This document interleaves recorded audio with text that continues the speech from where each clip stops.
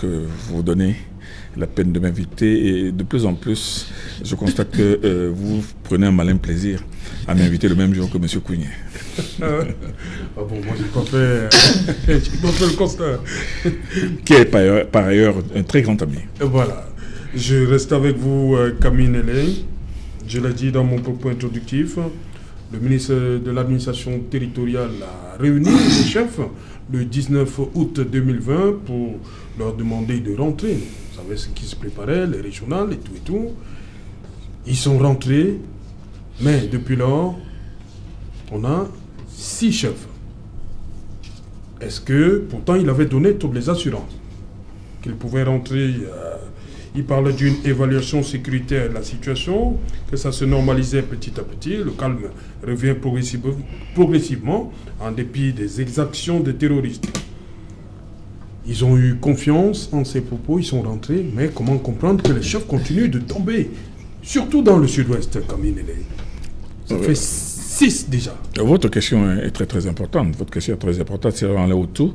Mais je ne voudrais pas qu'à travers cette question, on donne l'impression de culpabiliser le ministre de l'administration territoriale qui a demandé... On veut comprendre. Non, c'est pour ça que je suis en train de dire qu'il ne faudrait pas que les gens fassent une lecture biaisée de votre question. C'est-à-dire parce que le ministre leur a demandé rentrer. Maintenant, ils sont rentrés en leur disant que la situation est en train de se normaliser. Malheureusement, ils sont tous en train d'être tués. Mais il ne faudrait pas rendre le ministre responsable de la mort de ces chefs qui sont en train d'être pratiquement décimés. Il faudrait plutôt comprendre la situation qui se passe dans cette région. Et cette situation-là, il faut que les gens comprennent que le Cameroun fait face à des bandes criminelles armées. Ce ne sont plus ce qu'on appelle des séparatistes, ce ne sont plus ce qu'on appelle des ambazoniens, ce sont des bandes criminelles qui tuent pour tuer. On ne pouvait pas dire, Serge Alain, que ces gens sont arrivés dans ce village en pleine nuit, ont sorti les chefs de leur domicile, les ont traînés dehors, ont ameuté les populations et les ont exécutés exactement comme on le faisait au Mali, comme le faisaient les intégristes du Mali, exactement comme on le faisait en Centrafrique. C'est-à-dire que nous sommes face à des individus qui tuent pour tuer. Parce qu'au moment de tuer ces chefs, ils n'ont même pas déroulé un message. Ils n'ont pas donné un message pouvant faire comprendre à ces populations que nous le faisons parce qu'ils ont tué pour tuer. Et ça, moi, je pense que la réprobation nationale devrait être unanime et devrait être totale. Il ne faudrait pas que les gens fassent parfois cette sorte d'indignation sélective, comme j'ai vu ce matin, des hommes politiques même s'indigner,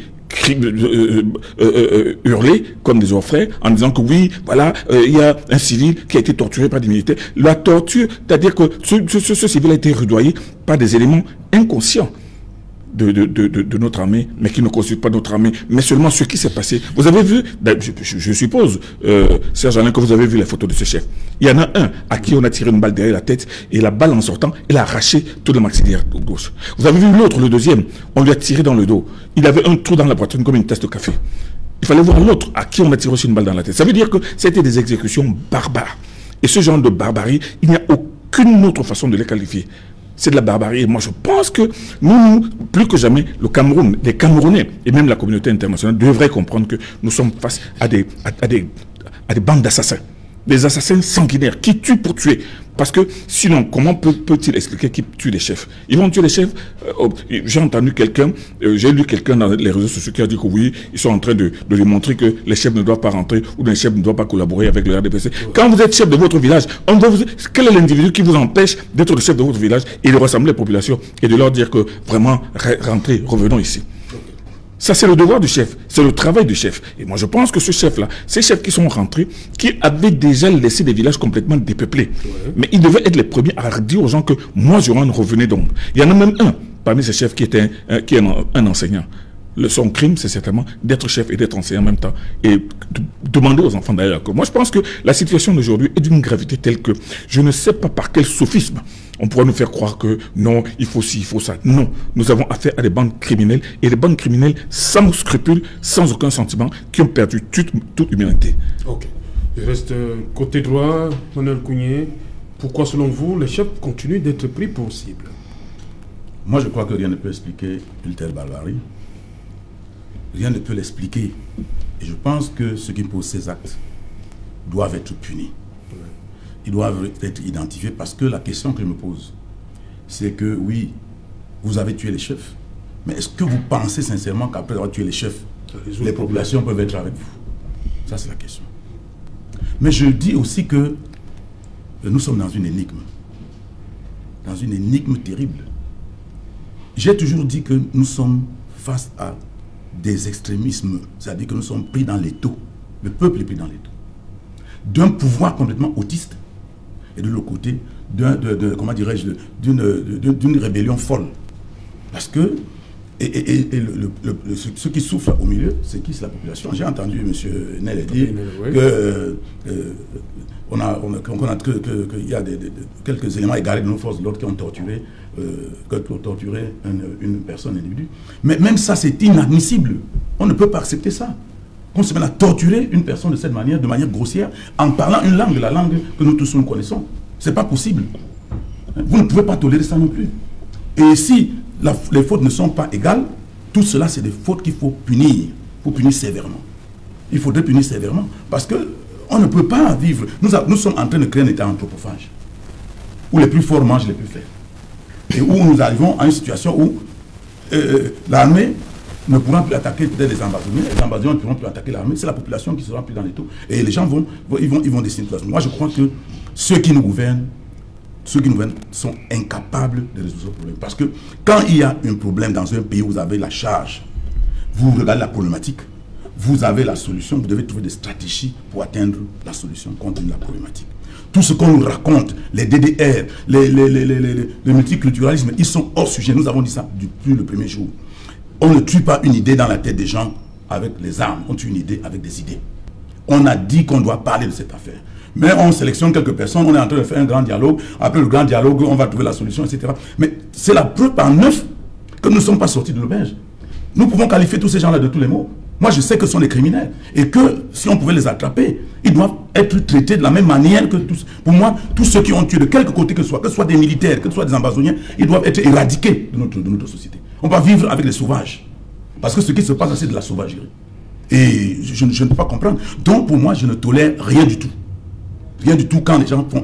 Quand j'ai regardé cette torture, c'était M. Nellet, c'était inadmissible.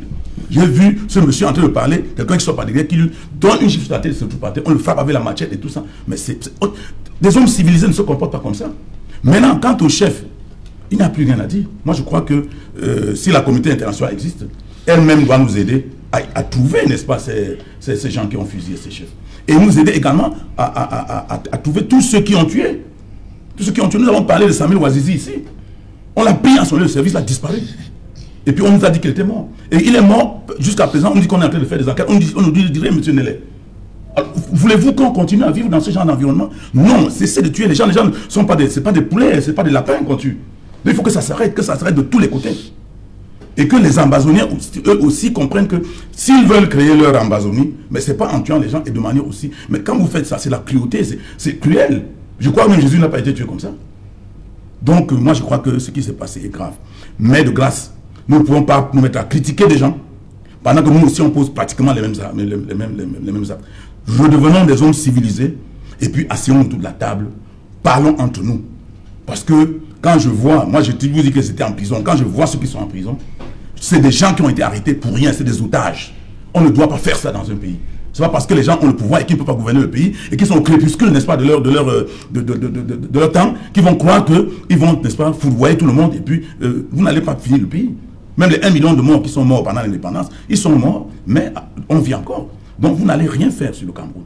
Donc ceux qui sont en train de poser cette acte, que ce soit les ambassadeurs, que ce soit des gens qui ont le pouvoir, qui nous laissent tranquilles et qui s'arrangent entre eux pour se mettre assis autour d'une table. J'ai appris que le pape a envoyé quelqu'un dans notre pays qui est arrivé ici. Je suis étonné de constater qu'après son départ, il y a des affaires de cette nature. J'avais d'ailleurs dit que si le pape, le Saint-Siège doit intervenir dans cette crise, je n'étais pas du tout d'accord, parce qu'il fallait qu'il nous donne d'abord, n'est-ce pas, le bilan de ce que Monseigneur Dogmon a fait avec Wandé, parce que justement c'était une affaire plus ou moins semblable, et on pensait que c'était, il jouait les intermédiaires, et après on a fusillé quelqu'un au poteau. Donc, il faut que l'Église catholique nous dise qu'est-ce qui s'est passé en 71 avant de venir se mêler dans nos affaires. Il faut qu'on cherche, n'est-ce pas, des intermédiaires qui vont être des gens sérieux et des gens neutres. Merci. Joseph René Moutouzé, est-ce que vous comprenez pourquoi les chefs, depuis le déclenchement de cette crise, Les chefs traditionnels constituent une cible, on va même dire privilégiée. Ça fait une dizaine déjà, parce qu'on fait le décompte.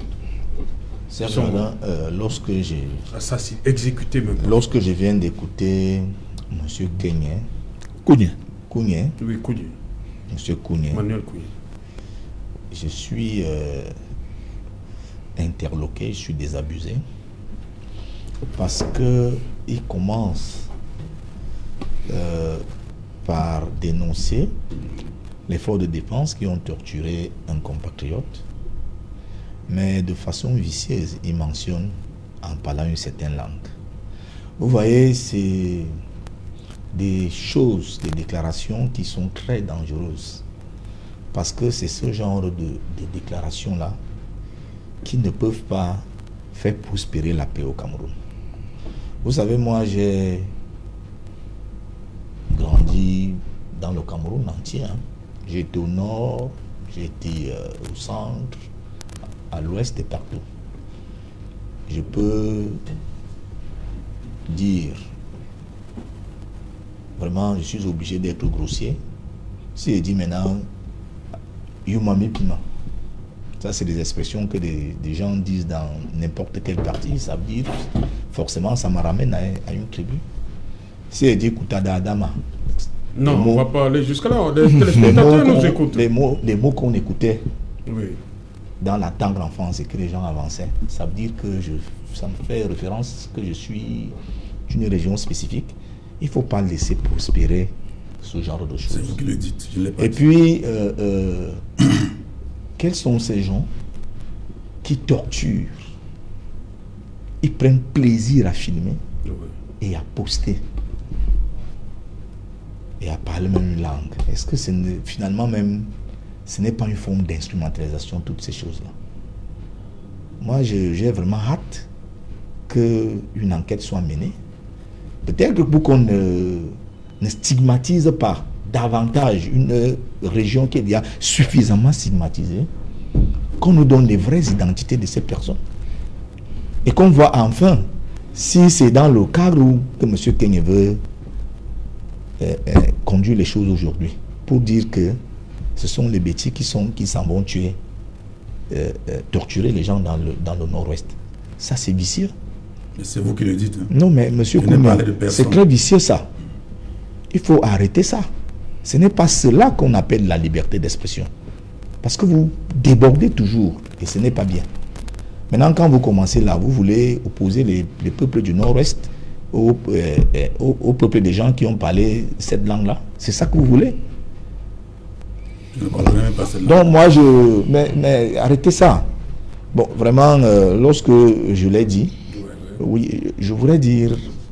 Pourquoi les chefs sont oui, visés, ciblés? Oui, les chefs sont visés parce que ils sont les représentants de la population. On a eu un débat ici où on a semblé me dire que les chefs dans cette région-là sont sacrés. Si les chefs sont véritablement sacrés dans la région et qu'on les tue de cette façon barbare, c'est pour dire qu'ici, là, nous sommes dans un état de non-droit. Il n'y a plus de droit ici. Donc, ils s'attaquent au cœur de la cible. Parce que les chefs sont sacrés, ils constituent dans le cœur de la cible. Voilà. Parce que lorsqu'on a tué le chef, qui est donc supposé être le défenseur de la communauté, ça veut dire que c'est toute la communauté qui doit se mettre dans la débandade. C'est extrêmement grave. Et je voudrais encore bifurquer rapidement sur l'acte que nous tous nous condamnons, où on a torturé un compatriote en civil. Ah oui. C'est un acte très abominable qui doit être condamné avec la dernière énergie. Mais je voudrais tout de même dire aux gens qui jettent nos clamés en pâture aujourd'hui que on a vu plusieurs fois et des reportages et des images où des gens font la justice populaire sur des voleurs. C'est-à-dire que les gens qui crient à la torture aujourd'hui, quand ils arrêtent les gens au quartier, et même ils les torturent, ils les brûlent. Et pourquoi ils le font? Parce qu'ils estiment qu'ils ont été abusé par ces voleurs. Alors quand on accable le voleur, il faut le torturer, il faut le brûler. Les gens le font. Alors, ça peut être le même état d'esprit de ces forces de défense qui sont tués, torturés. Et lorsqu'ils se disent qu'ils tiennent aussi quelqu'un qui a causé la mort à leurs collègues et tout ça, ils peuvent aussi être tentés de faire comme les gens qui brûlent les gens au quartier là, les voleurs, par ce qu'on appelle la justice populaire. Donc c'est un sentiment humain qui n'a absolument rien à voir avec l'armée camerounaise. C'est vrai que ce sont des forces de défense, mais ils sont d'abord des humains, c'est des gens avec lesquels nous partageons le même voisinage. Est-ce qu'il y a un endroit au Cameroun où les militaires vivent et un endroit où le reste des civils vivent? Ces civils sont nos frères, sont nos voisins. Voilà. Donc ils peuvent aussi avoir des sentiments humains. Alors lorsque celui-là a posé un acte répréhensible, il faut que la justice s'en charge. Et ce n'est pas une raison pour qu'on s'en prenne à l'armée du Cameroun. Moi je pense que le ministre Atanganji, qui est un ministre dont le Cameroun a besoin pour le moment, était dans son rôle en demandant au chef de rentrer. Parce que les enfants qui tuent, ce sont les enfants des villages de ces chefs-là. Le dialogue que les gens demandent peut aussi commencer au niveau local. Est-ce que le dialogue est forcément un dialogue national? On espère que des chefs, s'ils sont aimés et respectés par les populations de leur localité, peuvent être des sources de dialogue, peuvent convoquer les jeunes, leur parler, et ces jeunes peuvent aller convaincre ceux qui sont en brousse, et ainsi de suite. Donc moi je pense que on ne peut pas laisser les chefs en débandade dans la République. Mais maintenant, s'attaquer à leur vie, c'est un problème. C'est un véritable problème. Ok. Kamine, justement, les chefs sont rentrés, mais on constate qu'ils sont... On parle déjà d'une 6 depuis ce discours, ils sont attaqués. Est-ce que vous pensez qu'il n'est pas temps de faire quelque chose par rapport à leur protection, comme l'indique la thématique ce soir? Est-ce qu'il n'est pas... Vous-même vous avez dit, ils ont été pris chez eux, ont été extirpés de leur domicile, conduits à la place publique et exécutés. Il faut d'abord ne veut pas renforcer. Il faut d'abord commencer par comprendre le contexte de ces villages du sud-ouest et du nord-ouest qui sont désertés par les populations aujourd'hui. Oui. Populations fuient parce qu'il y a des gens qui ont pris des armes et qui les tuent. Il y a des gens qui ont pris des armes et qui les raquettent, qui imposent leurs lois, qui mettent toute leur région sous coupe réglée. Ils ne peuvent pas rester. Donc, il fallait... Et ces populations ne peuvent pas partir. Maintenant, c'est le chef, qui est le chef de la communauté, qui donne l'exemple en disant que revenez au village, je suis là, moi-même votre chef, je suis là. Alors quand vous demandez aux gens de revenir au village, et quand vous avez face à vous, pas des gens qui ont une revendication tangible, mais des gens qui tuent pour tuer, qui disent que nous tuons pour créer notre pays. Alors ça veut dire, quel est le message qui doit passer dans la tête de ces communautés? Ça veut dire que si demain ou après-demain, ce pays leur revient, qu'est-ce qui va se passer? Toute personne qui ne sera pas d'accord avec eux sera irrémédiablement et barbairement exécuté. Où est-ce qu'on a vu ça? Quelles assurances ces bandes sont en train de donner à ces populations au milieu desquelles ils vivent? Parce que l'autre vérité est que pendant que ces gens sont au village, les bandes criminelles, les membres de ces bandes criminelles habitent dans ces villages et terrorisent ces personnes et empêchent ces personnes de les dénoncer. Alors qu'est-ce qui se passe? Dès que les militaires passent, ils continuent à faire leur loi. On est là-bas dans une zone de non-droit. C'est pour cela que si le chef arrive et qu'il commence à donner, à pousser les gens à prendre conscience que c'est votre village, c'est votre terre, n'acceptez pas qu'on vous impose quoi que ce soit. Moi, je pense que le chef est dans son rôle. Maintenant, on ne peut pas dire que ces villages ne sont pas l'armée ou les forces de défense ne sont pas là. Parce que s'il n'y avait pas l'armée et les forces de défense dans ces régions-là, je ne sais pas dans quelle situation nous nous trouverions. Et c'est pour cela que, depuis toujours, cette affirmation de certains hommes politiques naïfs qui disaient que non, écoutez, que les militaires rentrent dans les casernes et que ils déposent les armes et après les citoyens vont déposer les armes. Vous avez déjà vu ça où? Vous avez vu l'armée déposer les armes face à des gens qui ont pris des armes? des gens qui ne représentent qui n'ont aucune légitimité, commencer à tirer et sur les militaires et sur les populations et tout brûler, et ensuite vous rentrez dans les casernes, c'est une démission.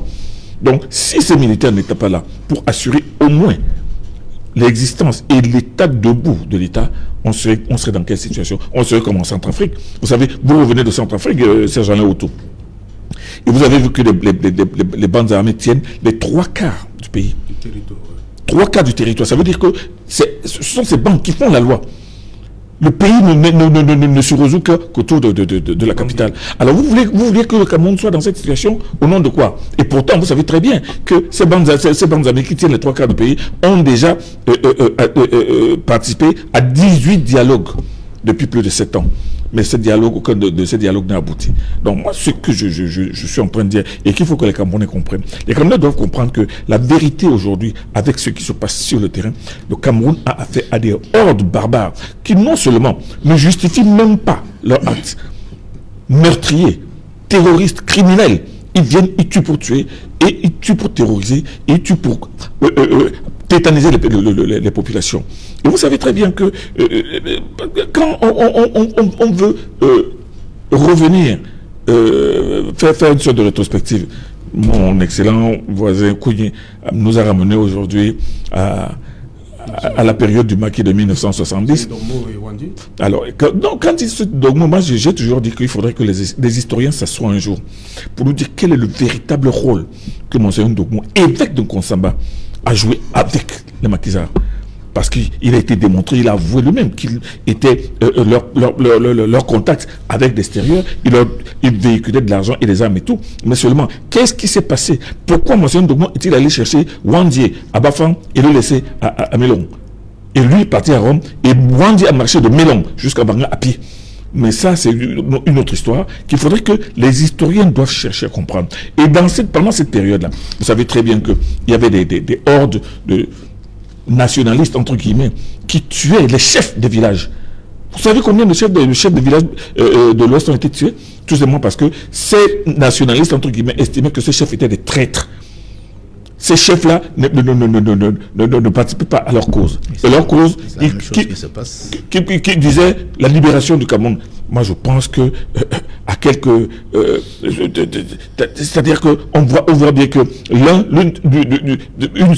cette situation n'est pas loin de l'autre. Nous sommes aujourd'hui face à des gens qui estiment qu'ils ont une cause, ils doivent libérer un territoire, et toutes les personnes qui ne sont pas avec eux sont des traîtres. Ils doivent les tuer. Alors, on est donc dans quel état? Nous sommes dans une situation de barbarie, telle que l'État ne peut pas estimer que les gens qui sont face à nous, nous devons discuter avec vous. Vous discutez avec quelqu'un qui ne dit même pas pourquoi tu es des villageois. Il vient, il tue, il s'en va, il disparaît. Donc moi, je pense que nous devons, les hommes politiques doivent prendre conscience de la réalité et arrêter de crétiniser les populations en déroulant un discours sirupeux, en réalité, qui n'est pas là pour démontrer la gravité de la situation du Cameroun aujourd'hui. Le Cameroun n'est plus très loin, du moins certaines parties du Cameroun, pas le Cameroun. Le Cameroun n'est plus très loin de certaines parties, n'est pas très loin de ce qui s'est passé en Centrafrique avec les anti-Balaka qui massacraient les gens avec des machettes. Ce qui se passe dans le sud n'est pas très loin de ce qui se passait au Rwanda, où les gens tuaient pour tuer. Donc moi je pense que nous devons arrêter de regarder les choses derrière notre petit doigt. Et nous devons nous dire que qu'est-ce qui se passe, mais que peut-on faire? Et qu'on arrête de dire que l'État doit faire quoi? L'État c'est qui? L'État c'est nous, l'État c'est les chefs, l'État c'est les populations. Ces populations qui ont le devoir de dénoncer ces criminels qui vivent parmi elles, qui les torturent quand les militaires sont partis et qui continuent à les supporter parce qu'ils sont sous le régime d'une sorte de terreur, telle qu'ils se disent que quand des villageois voient comment on a exécuté leur chef, ils n'ont plus de chef. Ils vont faire même comment pour avoir un autre chef.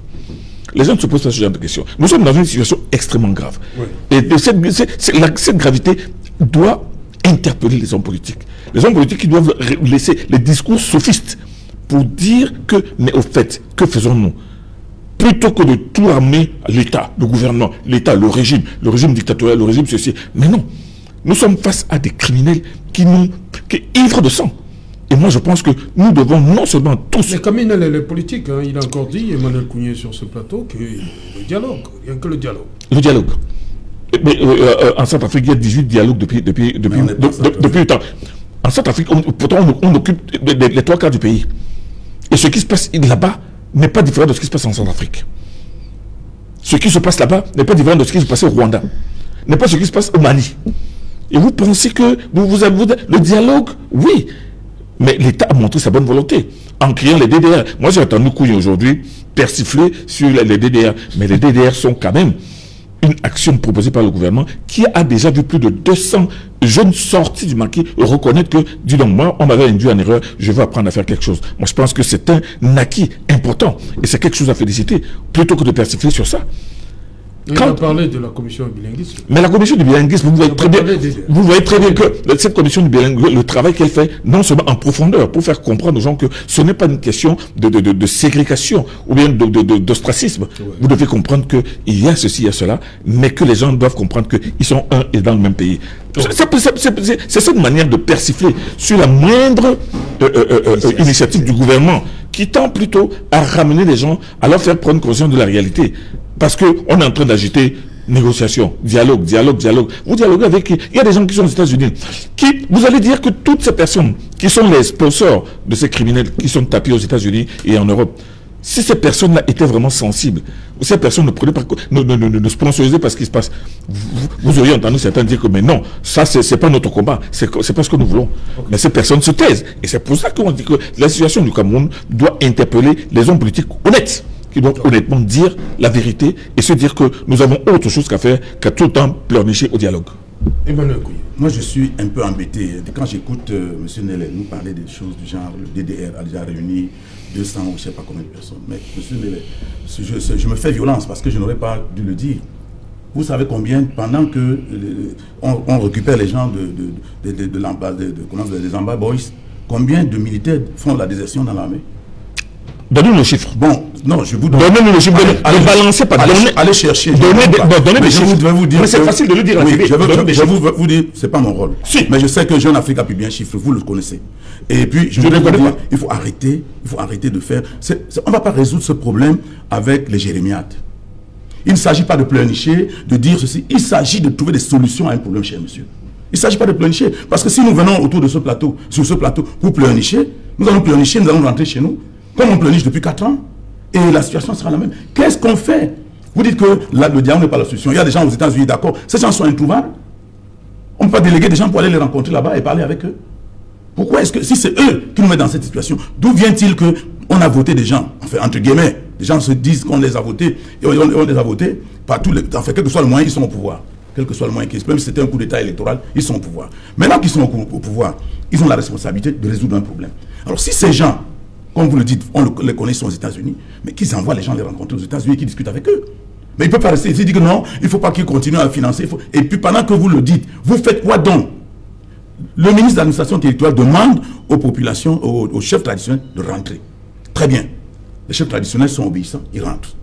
On dit, bon, la situation, ça arrange déjà, on pense que ça va aller. Très bien. Mais ils sont là, on tue un, on dit rien, on tue deux, on tue trois. Aujourd'hui, nous sommes à un nombre inquiétant. Est-ce que les autres chefs vont continuer à rester ou bien ils vont pas repartir? Quelle est la solution à ces gens-là? Et puis, vous ne pouvez pas dire que vous êtes en train d'assurer la sécurité des gens quand votre propre sécurité n'est pas assurée. Soyons quand même réalistes. Donc, si ceux qui nous gouvernent constatent que le pays est hors de portée pour eux, mais qu'ils dégagent, qu'ils disent aux Camerounais, nous n'en pouvons plus et qu'ils s'en aillent. Il n'y a pas une seule personne qui peut gouverner le Cameroun parmi 30 millions de personnes. Pourquoi vous pensez qu'une seule personne peut gouverner le Cameroun? Donc, si ils sont dépassés par les événements, la réaction la plus juste, la plus honnête, c'est qu'ils nous disent que nous n'en pouvons plus. Que de venir, n'est-ce pas, faire des lamentations et des calculs de probabilité, si on fait ci, si on fait ça. Ce n'est pas la probabilité. Il s'agit de dire des choses claires et s'appuyer sur tout doit être factuel. Parce que les faits sont têtus, les faits sont là. Et nous n'acceptons pas que ça se passe ainsi. On a dit tout à l'heure que ce sont les enfants, M. Moutouzi a dit que ce sont les enfants de ce village. Et si les chefs sont aimés, alors des choses comme ça ne peuvent pas arriver. Mais l'ennui, c'est que nous voyons tout le contraire. Est-ce que les chefs sont aimés? On ne peut pas répondre. Est-ce que ce sont les enfants du village? Peut-être. Mais ce qui est sûr, c'est que ce sont les gens, tous sont des gens là-bas. Et vous ne pouvez pas dire que chez nous c'est mieux, parce que quand on regarde le nombre de réfugiés, et le nombre de déplacés, c'est énorme, cher monsieur. On ne peut plus continuer. Moi, je pense que ce régime est en train de penser que la crise anglophone va s'arrêter avec eux. Moi, je crois que c'est ce qu'ils ont en tête. Parce qu'en réalité, rien n'est traçable. Ils ne nous montrent pas la direction vers laquelle on va aller pour ce problème. Nous, on se serait attendu. Quand ils ont dit le grand dialogue, ils ont invité les gens, ils ont invité les gens qui avaient des mandats d'arrêt sur eux, etc. On a dit, ok, c'est une bonne chose, allez-y. Ils ont fini le grand dialogue, ils ont dit qu'ils avaient des résolutions. Ils ont dit qu'il y avait le statut spécial. Ils ont sorti tout un tas d'histoires et ils sont allés aux élections où ils ont dit qu'on n'a pas voté dans le Nord-Ouest. Après, ils ont repris les élections. N'importe quoi. Et par la suite, on a mis les conseils régionaux, etc., etc. Mais rien ne change. Mes chers messieurs, ça veut dire en clair que le processus que vous avez pris n'est pas le bon. Quand on prend une mesure et elle ne donne pas de résultats, on change de mesure. Il faut changer de méthode. Cette méthode, et vous persistez, quand M. Atangandji dit au chef de rentrer, il dit qu'il y a la sécurité et que ça se passe comme ça. Ça veut dire qu'il s'est trompé. On ne peut pas dire autrement, il s'est trompé, il a donné une fausse information et les conséquences, c'est que les chefs ont été tués. Il devait s'assurer que ça devait se passer autrement, puisque ce n'est pas une fois, ce n'est pas deux fois, ce n'est pas trois fois, c'est à plusieurs reprises. Et puis, si nous ne faisons rien, Dieu nous prouve que ça ne va pas continuer. Donc il faudrait que ceux qui nous gouvernent se remuent un peu et qu'ils prennent la responsabilité qui est la leur. S'ils pensent qu'ils sont en train de gouverner le Cameroun, ils ne peuvent pas gouverner un pays qui se déchiquette dans tous les sens. Et on nous dit non, qu'est-ce que le gouvernement doit faire? L'État c'est nous. Comment vous pouvez dire que l'État c'est nous? L'État c'est nous quand des gens ont dit qu'ils ont pris le pouvoir, ils sont en train de gouverner, ils ont tout le budget de l'État entre leurs mains, ils font tout, c'est eux qui envoient les militaires, c'est eux qui décident qu'on va régler le problème par la guerre. Nous on dit que la guerre ne peut pas être la solution, ils disent non, on va aller par la guerre. Et aujourd'hui on se trouve dans cette situation, vous nous dites que non, c'est tout le monde qui est responsable. Qui a déclenché la guerre? Vous allez répondre vous-même. Mais tout le monde sait qui a déclenché la guerre. Oui, permettez. Sauf vous peut-être. Joseph René Mboutouzé. Oui, je pense qu'il faut peut-être encore bien expliquer ce qui crée la crise dans le Nozo pour que les gens ne se perdent pas.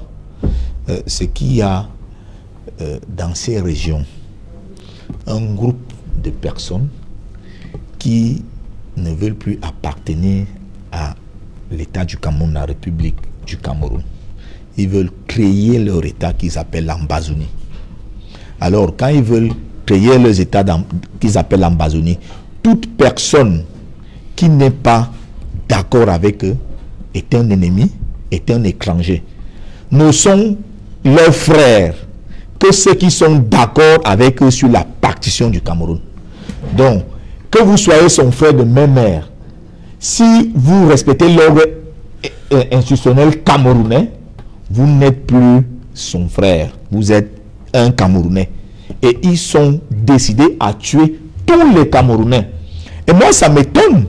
Lorsque des Camerounais justifient le fait que des gens ils disent qu'ils tuent tous ceux qui sont Camerounais, rien à voir avec les liens de sang. C'est-à-dire que nous sommes Camerounais, ceux qui ne sont pas d'accord avec la sécession. Dès que tu n'es pas d'accord avec la sécession, tu es un Camerounais et ils doivent te tuer. Je mets Kougne qui chante même les louanges de ces terroristes-là maintenant, mais qu'il aille dans une forêt là où il se trouve, ils vont le capturer, ils vont le tuer. Toi, tu as dit qu'il n'y a pas de guerre. Mais ce n'est pas ça qu'on appelle la guerre. Tu as dit qu'il n'y a pas de guerre. Ce n'est pas ça qu'on appelle la guerre. On t'a envoyé là-bas, tu ne vas pas. Ça, c'est une guérilla, monsieur. C'est une barbarie. Pardon, là-bas. Et je mets monsieur Kougne à défi. Que Kougne, Mamadou Mouta, Kamto, professeur Kamto, qu'ils aillent là-bas. Parce que ces gens-là savent qu'ils sont des Camerounais, ils vont les tuer comme ils veulent tuer tous les Camerounais. Monsieur Kougnalé là-bas, s'ils vous prennent, même si vous venez de les applaudir, de chanter leur louange, ils vont vous tuer, ils vont vous décapiter. Parce que eux, ils sont ambazoniens et vous êtes Camerounais. Et ils veulent tuer tous les Camerounais qui vivent dans la zone là. Et je vous précise bien, pour eux, même si vous êtes sortis du même ventre, si vous manifestez seulement la reconnaissance actuellement à la République du Camerounais, vous êtes quelqu'un qui doit abattre. Et c'est pour ça qu'ils abattent leur chef. C'est pour ça qu'ils abattent leur mère. Ils abattent leurs frères. Ils abattent tout le monde. Ils abattent même les enfants qui vont à l'école. Quand ils sont allés abattre les enfants à Koumba, le 24 octobre, vous croyez que c'est parce que ces enfants leur devaient quelque chose ou bien les parents de ces enfants leur devaient quelque chose?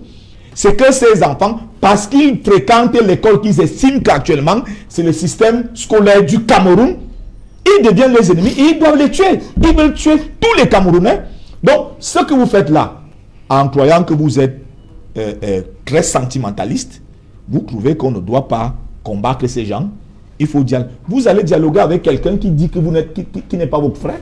Vous allez faire comment même pour dialoguer avec eux? Allez, monsieur Kougne, dites, allez là-bas et revenez, allez les rencontrer et revenez. Si vous y arrivez, ils vont vous capturer et ils vous tueront. Je peux dire un mot. Oui, allez-y. Oui, je voudrais dire à M. Mboutouzé que ce qui se passe au Cameroun n'est pas...